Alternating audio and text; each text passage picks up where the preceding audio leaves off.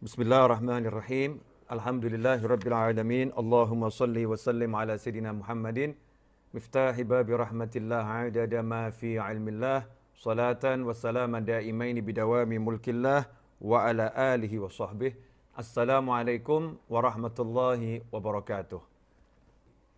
Kita udah sampai pada kisah tentang raja kemudian berkata kepada Nabi Yusuf alaihissalam, innakal yawma ladaina makinun amin. Ayat yang ke-54 itu sang raja mengangkat Nabi Yusuf alaihissalam untuk menjadi pejabat tinggi, orang kepercayaan raja, ya, menjadi orang kepercayaan raja.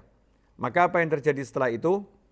Di ayat 55 Nabi Yusuf alaihissalam berkata, diabadikan oleh Allah Ta'ala dalam wahyunya, Qala ja'alni ala khazainil ard, inni hafidhun alim. Dia Yusuf berkata, jadikanlah aku orang yang ahli menjaga perbendaharaan, ya, perbendaharaan baik itu pangan maupun yang lain. Ini khazain jamaknya khazinah, jadi semua kalau di negara kita bulog, ya, seperti bulognya. Jadikan saya kabulog yang ngurusi logistik baik itu beras dan lain sebagainya. Kalau di Mesir gandum, untuk gandum dan semua urusan harta-hartanya Mesir biar saya yang urus. Ya, biar saya yang urus. Inni hafidhun alim. Karena sesungguhnya aku adalah seorang yang pandai menjaga dan berpengetahuan. Hafidh itu pandai menjaga dan alim. Saya orang yang punya ilmu. Saya orang yang pandai, yang cakap, dan saya ahli di bidang itu. Ikhwani rahimakumullah. Kita bahas dua ayat ini. Jadi Nabi Yusuf alaihissalam ketika diangkat sebagai orang kepercayaan raja, maka beliau cari posisi. Maka khilaf ulama di sini. Ini Nabi Yusuf minta jabatan atau diberi jabatan. Maka para ulama mengatakan Nabi Yusuf gak minta jabatan. Nabi Yusuf alaihissalam diberi jabatan, tetapi beliaulah yang menentukan jabatan mana yang paling layak. Karena kondisinya lagi krisis, ya, genting, maka butuh orang yang cakap. Nabi Yusuf menunjukkan kemampuannya. Saya pegang saja bagian logistik, ya. Urusan logistik saya yang pegang, saya yang tangani, karena saya orang yang ahli di bidang itu dan saya punya ilmu, alim, hafidh, saya pandai menjaga, dan saya orang yang punya ilmu, orang yang mumpuni. Ikhwani rahimakumullah, di sini ada pelajaran, ketika kita dimintai tolong, ya, untuk menjabat suatu jabatan, diminta, ya, ketika kita diminta tolong untuk menjabat suatu jabatan, maka hendaknya kita menunjukkan kemampuan kita di bidang yang mana, sehingga tidak jadi salah sasaran, ya. Ahlinya bedah dalam kedokteran, ahli bedah, kemudian disuruh ngurusi pangan, kan ya tidak pas, nggak cocok. Kalau urusannya genting, ya saya ahlinya masalah ngurusin bulog ini, logistik ini saya yang ngurus, saya ahlinya. Kenapa Nabi Yusuf alaihissalam memilih itu, memilih jabatan tersebut? Ya, itulah bagian dari keahlian beliau, bagian dari tingginya ilmu yang beliau miliki. Beliau paham nanti Mesir dan dunia, jadi bukan cuma Mesir, Mesir dan dunia akan mengalami paceklik, ya, 7 tahun. 7 tahun paceklik dan akan ada 7 tahun subur. 7 tahun subur, 7 tahun paceklik. Nah, ketika 7 tahun subur ini, ya, akan berlimpah itu makanan. Ketika paceklik, makanan di seluruh dunia itu akan habis. Pangan akan habis, maka Mesir akan jadi negara tujuan. Mesir akan jadi negara tujuan dari berbagai pelosok dunia akan datang ke Mesir untuk membeli pangan dari Mesir. Kalau bahasa kita sekarang impor. Ya, Mesir akan ekspor, ya, sementara negara lain akan impor. Nah, nanti semua akan ngasih uang kalau sekarang, akan bayar. Ya, akan bayar dapat makan, akan bayar dapat gandum. Kalau yang menjadi kepala logistik ini bukan orang yang amanat, bukan orang yang pandai, maka dia nanti akan pilih kasih.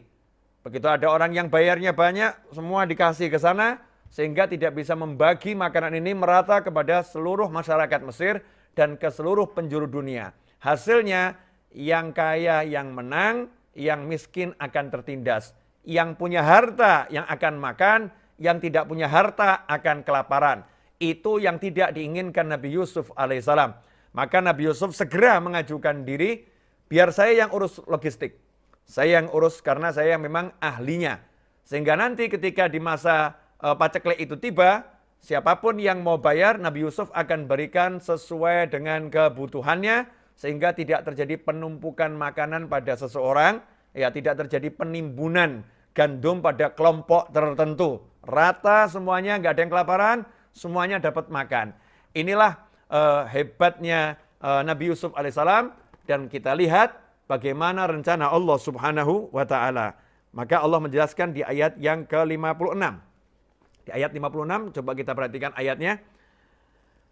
Wa kadzalika makkanna li Yusufa fil ardi yatabawwa'u minha haitsu yasha' nusibu bi rahmatina man nasya'u wa la nudhi'u ajral muhsinin.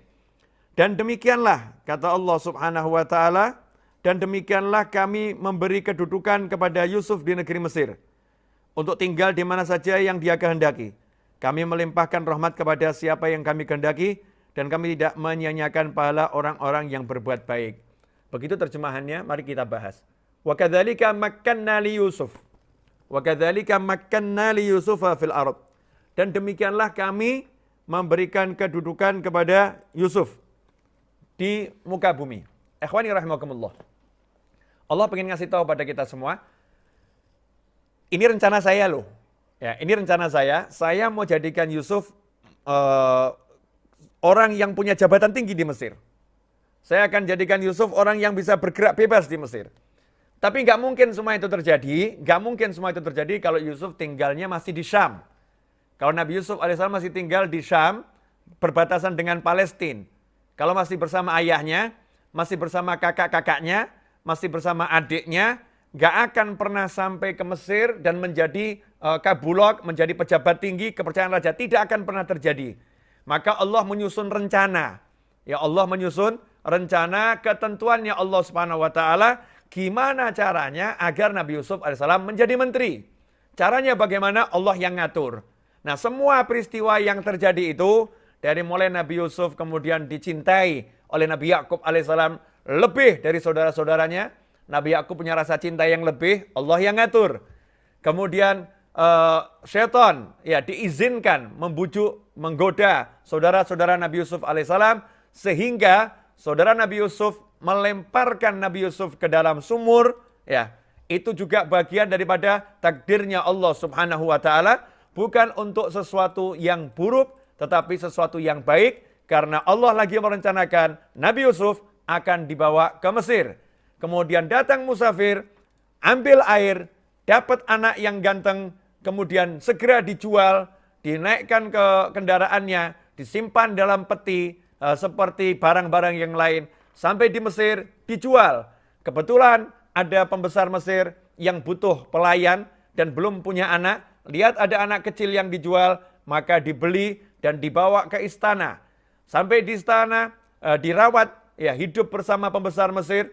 Tentunya di dalam kerajaan Nabi Yusuf bisa belajar banyak hal, ya, dan mengerti kehidupan di dalam kerajaan, kehidupan dalam istana, tahu caranya jadi orang ningrat, tahu caranya jadi orang yang besar, tahu caranya jadi orang yang punya kedudukan karena hidup di bawah asuhan seorang menteri. Kemudian ternyata menteri itu punya istri, istrinya cantik, jatuh cinta kepada Nabi Yusuf alaihissalam. Akhirnya terjadi fitnah, Nabi Yusuf yang tidak bersalah, Nabi Yusuf yang kuat, ya, Nabi Yusuf yang jiwanya bersih, Nabi Yusuf yang dilindungi oleh Allah Subhanahu wa taala, akhirnya masuk ke dalam penjara.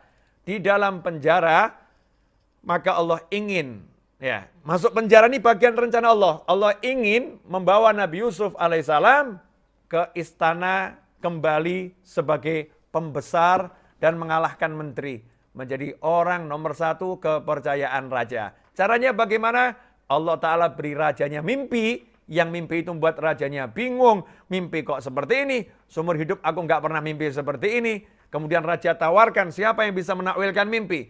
Semua menteri nggak bisa pejabat negara nggak bisa, orang kepercayaan raja nggak bisa. Ternyata salah satu orang yang udah disiapkan oleh Allah Ta'ala untuk selamat, teman Nabi Yusuf di penjara, termasuk orang yang diajari oleh Nabi Yusuf untuk kenal Allah Ta'ala di penjara, orang yang membuatkan minum untuk raja, pelayan raja, bukan orang yang alim, bukan orang yang pandai, bukan orang yang punya pengetahuan, tetapi dia punya teman namanya Nabi Yusuf alaihissalam. Maka saat raja nanya, siapa yang bisa menakwilkan mimpi saya? Orang ini ingat Yusuf. Yusuf bisa menakwilkan mimpi saya. Maka Nabi Yusuf alaihissalam pun dibawa ke istana, kemudian ketemu dengan raja, menjadi orang kepercayaan. Setelah menjadi orang kepercayaan, Nabi Yusuf kemudian diangkat menjadi kabulok. Ya, kepala logistik yang bagian terpenting saat itu. Mengurus semua perbendaharaan Mesir. Bukan cuma pangan, semuanya. Ya, semua perbendaharaan Mesir ya diurus oleh Nabi Yusuf alaihissalam. Ikhwani rahimakumullah. Kemudian Allah berkata, wa kadzalika makanna li Yusuf. Wa kadzalika makanna li Yusuf. Demikianlah, ya ila akhir ayat, demikianlah kami menjadikan Yusuf memiliki kedudukan yang tinggi di Mesir, fil arad. Fil arad artinya di negara Mesir, yatabawwa'u minha haitsu yasha. Dia bisa bergerak bebas di Mesir dari satu tempat ke tempat yang lain. Yang tadinya tinggal di penjara, yang tadinya tinggal di tempat yang tertutup, yang tadinya tinggal di tempat yang terbatas, yang tadinya tidak boleh bergerak kemana-mana, yang tadinya aktivitas sosialnya dibatasi, aktivitas fisiknya dibatasi, oleh Allah Ta'ala diberi kedudukan sekarang. Kamu bebas, kamu merdeka, dengan kekuatanmu, dengan kekuasaanmu, dengan pangkatmu, kamu boleh bergerak kemanapun yang kamu mau. Dari situ akhirnya dikatakan dalam tafsir, Nabi Yusuf punya banyak rumah di negeri Mesir. Punya banyak rumah di negeri Mesir. Ibaratnya di ibu kota punya. Ya, kalau di negara kita Indonesia, tinggalnya misal di Jakarta, ya di Jawa Barat punya, Jawa Tengah punya, Jawa Timur punya, Kalimantan punya, Sumatera punya, Sulawesi punya, Papua punya, ya di Bali punya, di Jambi punya. Di mana-mana seluruh Indonesia nih, sekian puluh provinsi punya rumah. Ya punya rumah. Banyak rumah Nabi Yusuf alaihissalam. Kenapa Nabi Yusuf punya rumah banyak? Karena beliau akan melakukan perjalanan, tinggal di rumah tersebut, dan wilayah yang ada rumahnya Nabi Yusuf alaihissalam, maka wilayah itu menjadi makmur. Karena di situ ada orang kepercayaan raja, ada pejabat, maka seluruhnya menjadi baik. Jalannya menjadi baik. Ya, kemudian ekonominya menjadi baik. Kenapa? Karena pengawasannya lebih. Ya, pengawasannya lebih. Karena semakin banyak rumah Nabi Yusuf di Mesir, semakin makmur masyarakat Mesir karena diperhatikan langsung oleh Nabi Yusuf alaihissalam. Ikhwani rahimakumullah, kata Allah Ta'ala, nusibu birahmatina man nasha'u wa la nudhi'u ajral muhsinin. Ya, kami berikan rahmat kami kepada siapapun yang kami kehendaki, dan kami tidak menyia-nyiakan orang yang berbuat baik, pahalanya tidak kami sia-siakan. Ini ada petunjuk dari Allah Ta'ala. Memang ada orang-orang tertentu yang mendapatkan rahmat lebih. Ada masyarakat tertentu yang mendapatkan rahmat lebih. Makanya warga Mesir yang di situ ada rumah Nabi Yusuf itu mendapatkan rahmat lebih dengan keberadaan Nabi Yusuf alaihissalam di situ dan dengan semakin makmurnya karena langsung diawasi oleh Nabi Yusuf alaihissalam. Ikhwani rahimakumullah. Ini kalau kita perhatikan ya, indah betul kaitannya. Dibuang dalam sumur. Dijadikan budak, ya tinggal dalam istana, nggak bisa keluar kemana-mana. Walaupun hidupnya enak di istana, tapi nggak keluar kemana-mana. Pelayan yang nggak boleh kemana-mana. Habis itu dipersempit lagi, masuk penjara. Masuk penjara semakin kecil ruang geraknya. Tapi karena ini orang baik, karena Nabi Yusuf orang yang baik, berbuat baik kepada masyarakat, iman sama Allah Ta'ala, apa kata Allah Subhanahu Wa Ta'ala? Wala nudhi'u ajral muhsinin. Dan kami sekali-kali tidak pernah menyia-nyiakan balasan kebaikan untuk orang-orang yang suka berbuat baik. Karena Nabi Yusuf ini orangnya baik, ya orang yang soleh, maka oleh Allah Ta'ala di dunia sudah diberikan ganti atas semua yang dialami. Gantinya apa? Diberi kebebasan yang sangat bebas.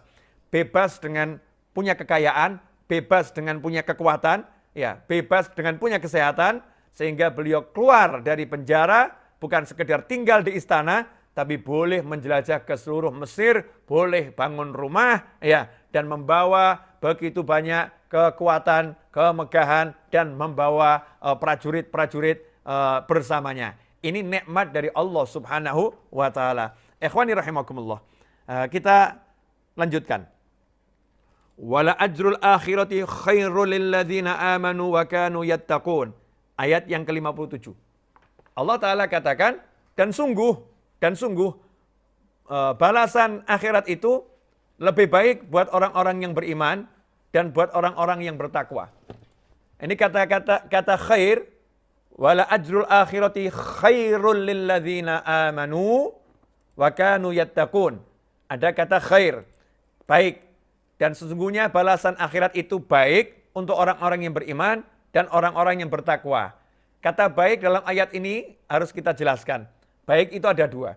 Ada baik artinya lawan daripada buruk. Baik artinya lawan daripada buruk. Ada baik artinya perbandingan dengan kebaikan yang lain. Ini lebih baik daripada yang itu. Dalam ayat ini, ayat 57, wala ajrul akhirati khairul lilladzina amanu wa kanu yattaqun, dan sungguh balasan akhirat itu baik buat orang-orang yang beriman dan bertakwa. Artinya adalah balasan akhirat itu lebih baik buat orang yang beriman dan bertakwa daripada balasan kebaikan yang sudah didapatkan di bumi. Artinya di muka bumi masih hidup, ya di alam dunia masih hidup, udah dikasih kebaikan oleh Allah Subhanahu wa Ta'ala, nanti di akhirat dapat jauh lebih baik, ya, jauh lebih hebat balasannya dari Allah Subhanahu wa Ta'ala. Ikhwani rahimakumullah. Jadi ada hamba-hamba Allah yang memang dapat balasannya di dunia ini wujudnya seperti itu. Menjadi penguasa, ya kemudian hidup dengan bergelimang kekayaan, rumahnya ada di mana-mana. Makanya jangan katakan, oh masa kiai kok kaya raya. Mestinya kiai itu zuhud, hidupnya susah-susah gitu. Masa ustadz kok kaya raya? Mestinya ustadz itu ya pakaiannya yang jelek, ya pakaiannya lusuh gitu ustadz. Zahid orangnya zuhud. Jangan katakan Habib kok kemudian mobilnya bagus-bagus, rumahnya banyak ada di mana-mana. Mestinya Habib tuh ya rumahnya yang reot, kasurnya yang sangat sederhana. Tiru kakeknya Nabi Muhammad SAW. Seakan-akan seperti itu ya. Seakan-akan seperti itu. Ini gambaran yang salah. Islam enggak demikian. Ada orang-orang yang oleh Allah Ta'ala diberi rahmat kebaikan di alam dunia ini lebih dari yang lain. Jadi orang yang beriman dan bertakwa itu, di antara kebaikannya adalah di dunia mendapatkan, di antaranya ya, kekayaan, mendapatkan kekuasaan, mendapatkan kelapangan dalam kehidupan. Itu bagian yang kecil. Nanti di akhirat jauh lebih banyak. Ya di akhirat nggak bisa dibandingkan dengan di dunia. Ini penting agar kita tidak menganggap, oh jadi muslim itu ya jangan punya duit yang banyak. Jadi muslim itu jangan cari kekuasaan. Jadi muslim itu jangan jadi pejabat. Ya, mau masa wali kok jadi pejabat. Saya ada satu cerita.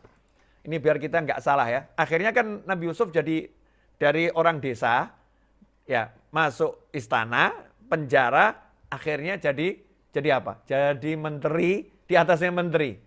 Pejabat tinggi. Dari penjara menuju istana.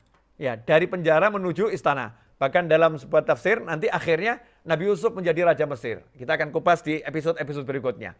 Yang pengen saya sampaikan di sini, dari hidup gak enak, secara zahir jadi hidup bergelimang harta. Dari hidup dianggap seseorang yang ini napi, ini adalah orang penjara, residivis ini. Berubah menjadi seorang pejabat tinggi yang semua tunduk di hadapannya. Semua nurut apa katanya. Bergelimang kekuasaan, bergelimang harta. Siapa itu? Nabi Yusuf alaihissalam. Nah bagaimana dalam kehidupan sekarang ini? Kalau misalnya kita mengalami yang sama. Jadi kalau ada saudara muslim kita itu kok punya duit banyak, punya jabatan tinggi, jangan kita katakan, oh itu hubbud dunia itu cinta dunia.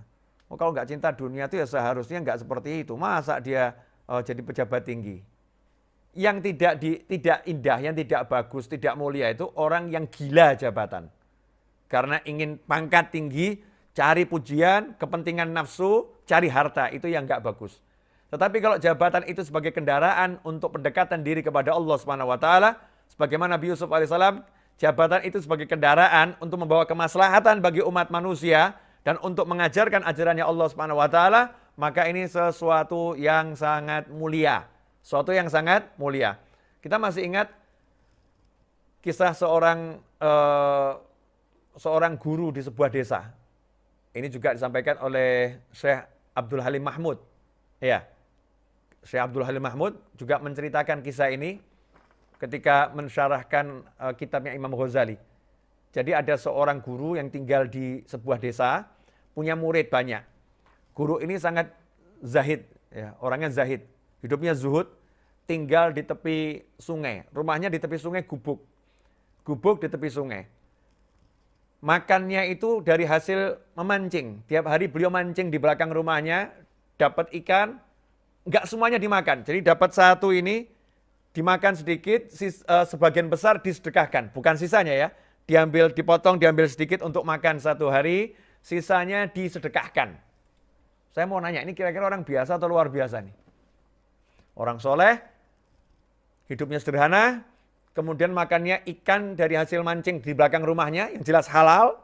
Setelah itu yang dimakan sedikit, yang banyak disedekahkan. Orang yang luar biasa. Nah, suatu hari salah satu muridnya minta izin sama gurunya tersebut. Guru, saya mau ke kota ini.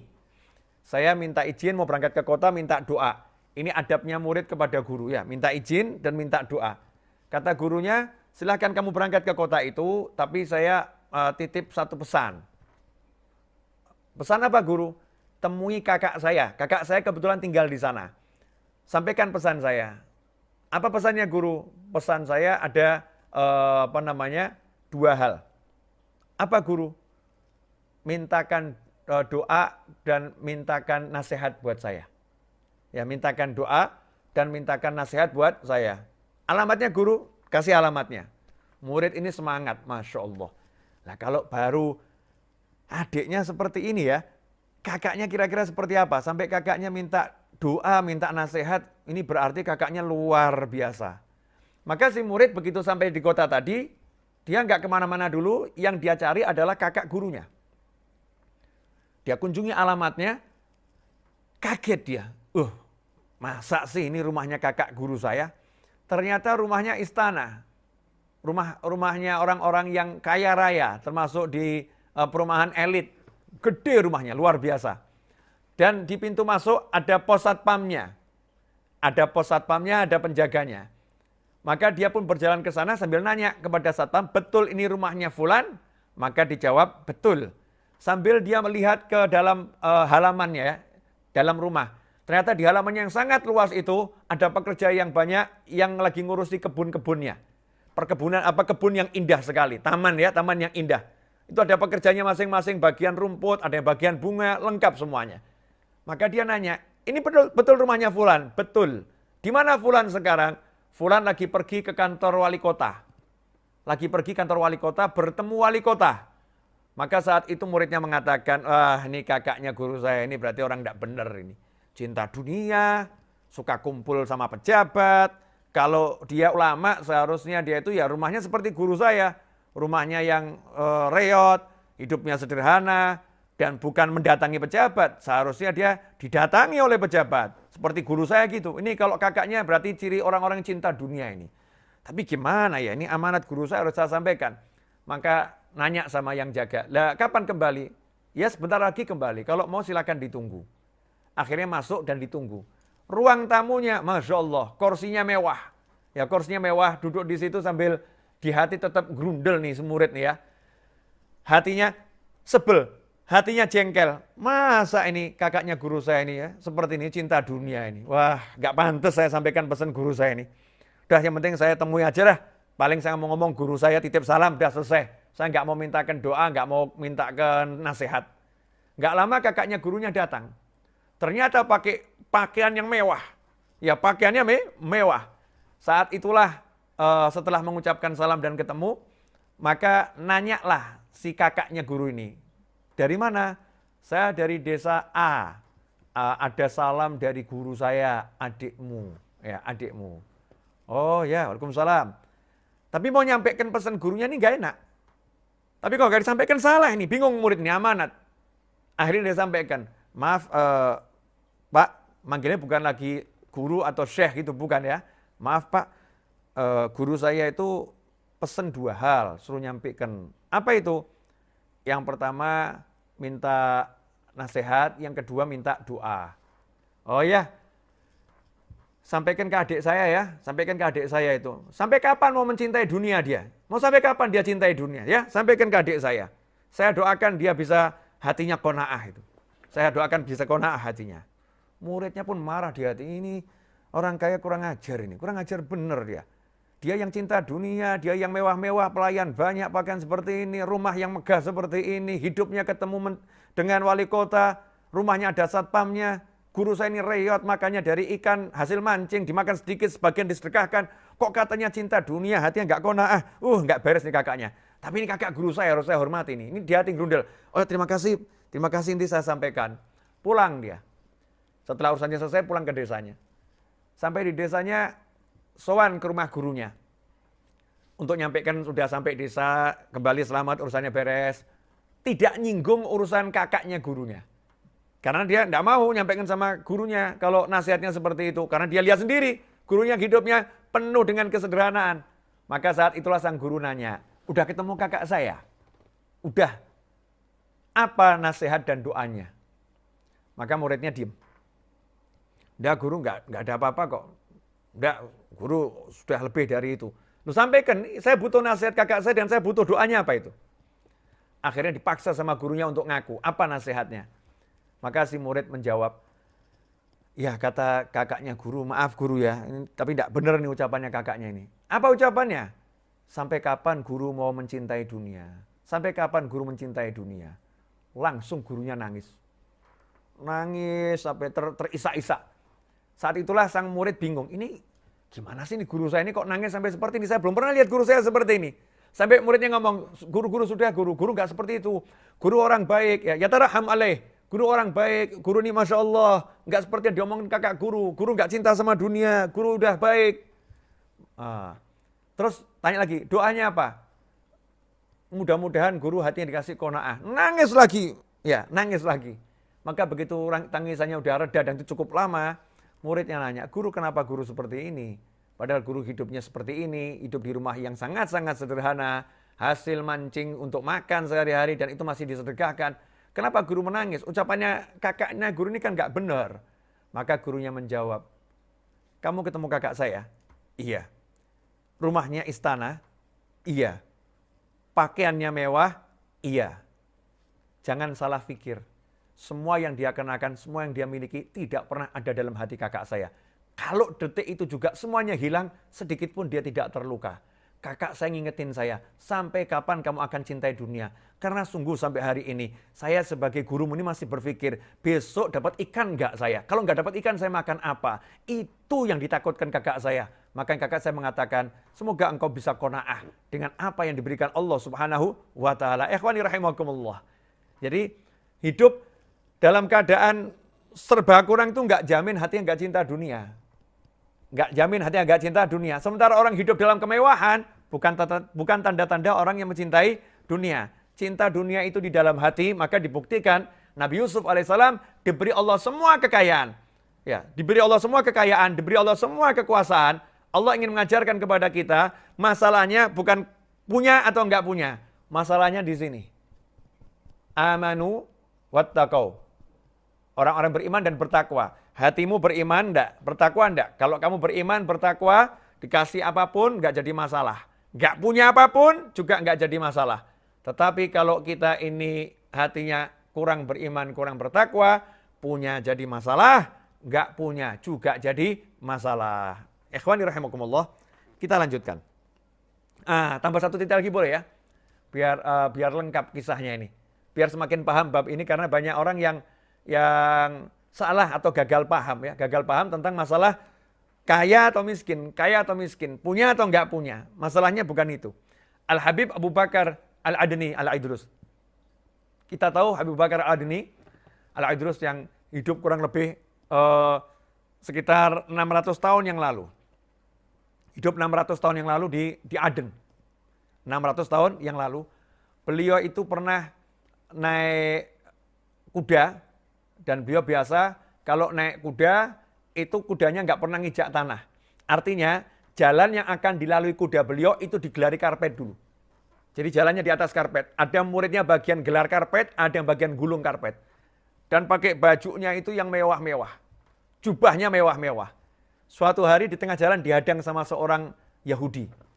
Yahudi tadi nanya, kamu cucu Nabi Muhammad SAW. Kamu ini Habib, keturunan Nabi Muhammad SAW. Tapi saya lihat kok pakaian kamu mewah-mewah. Sementara saya ini Yahudi. Saya itu ingkar sama kakekmu dan ingkar sama kenabiannya dan kerasulannya. Saya ini bingung. Kakekmu pernah bersabda bahwasannya surga itu adalah sebagai nanti kebebasannya orang-orang beriman. Ad-dunya sijnul mu'min. Yang namanya dunia itu penjaranya orang beriman. Wa jannatul kafir. Dan surganya orang-orang kafir itu di dunia. Sementara di dunia buat orang beriman itu penjara. Tapi yang saya rasakan kok berbeda. Saya di dunia ini, saya katanya Yahudi tadi, saya kafir. Saya hidup seperti di penjara. Hidup serba kekurangan, hidup serba susah. Lah kamu ini yang mukmin dan kamu cucu Nabi Muhammad SAW, kok di dunia kamu tidak hidup seperti di penjara, seperti yang digambarkan oleh kakekmu. Justru kamu hidupnya seperti di surga, dalam kemewahan, dalam kenikmatan, dan lain sebagainya. Maka saat itu Al-Habib Abu Bakar Al-Adni radhiyallahu anhu, beliau berkata, kakek saya tidak salah, kakek saya benar. Cuman mungkin kamu yang belum paham apa yang dimaksud oleh kakek saya. Insya Allah yang saya jelaskan ini bisa menambah pemahamanmu. Sesungguhnya, semua derita yang kamu alami ini, semua derita yang kamu alami, kalau dibandingkan dengan deritamu di akhirat nanti, maka kondisimu sekarang ini seperti berada di dalam surga. Sementara semua nikmat yang aku rasakan sekarang ini, dibandingkan semua nikmat yang aku rasakan nanti di akhirat, maka nikmat ini seperti aku lagi di penjara. Nikmatku lagi terbatas. Nikmatku yang besar nanti ada di dalam surga. Begitu mendengar ucapan Abu Bakar Adni, maka si Yahudi tadi mengucapkan 2 kalimat syahadat, masuk ke dalam Islam. Abu Bakar Adni kemudian melepaskan jubahnya dan memberikan kepada si Yahudi. Jubah yang bagus diberikan kepada si Yahudi tersebut yang udah masuk Islam. Maka si Yahudi pun kaget, Muslim mu'allaf ini kaget, dan bertanya kepada Abu Bakar Al-Adni radhiyallahu anhu, wahai guru, saya melihat jubahmu luar biasa, tapi saya terkejut. Begitu jubah kamu buka, kenapa di dalamnya kamu pakai kaos yang terbuat dari karung goni, dari karung yang kasar, tempat untuk bekasnya gandum, tempat bekasnya beras. Kenapa kamu pakai seperti itu? Maka beliau katakan, apa yang untuk manusia kami tunjukkan di luar, dan apa yang untuk Allah kami simpan di dalam. Gak dipamerkan kepada manusia. Ikhwani rahimakumullah. Ya, ini sekedar kisah selingan biar tambah rahmat, tambah barokah.